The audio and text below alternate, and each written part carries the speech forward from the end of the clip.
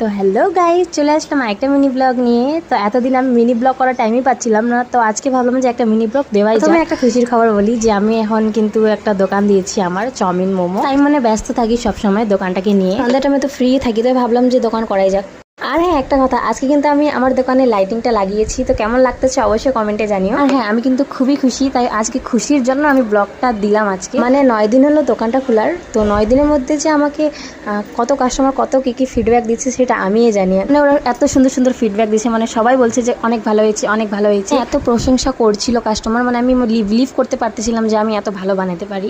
প্রথম দিনে যেটা কাস্টমার আমার দোকানে খেয়েছিল, দ্বিতীয় দিনে কিন্তু সেম সেটা কাস্টমার আসে আমাকে বলতেছে যে কালকে তোমার ভালো লাগছে মোমো, তাই আজকেও খেতে আসলাম। মানে শুনে যে এত ভালো লাগছে না, আমাকে কি বলবার। আমার ইচ্ছে ছিল মোমো চাউমিন দোকান করার, তো সেটা করেই ফেললাম। আজকে 9 দিন তো হয়ে গেল, আর যতদিন বাপের বাড়িতে আছি অতদিন আমি করবোই দোকান। আর হ্যাঁ, যতদিন পারবো আমার কাস্টমারকে আমি টেস্টি খাওয়ানোর চেষ্টা করব।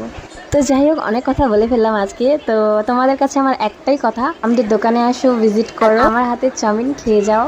চাউমিন হোক, মোমো হোক, যাই হোক, বাট খেয়ে যাও একবার। চিন্তা করো না, লোকেশনটা কিন্তু আমি দিয়েই দিব তোমাদেরকে। আর লোকেশনে আসলে তো তোমরা আমাকে দেখতে পেয়ে যাবে, নো টেনশন সেটা। তো ঠিক আছে, আজকের জন্য এতটুকুই। কেন কি আমাকে বাসন দিতে লাগবে এখন দোকানের। দেখা হবে নেক্সট মিনি ব্লগে, নালে আমার দোকানে। ওকে, বাই।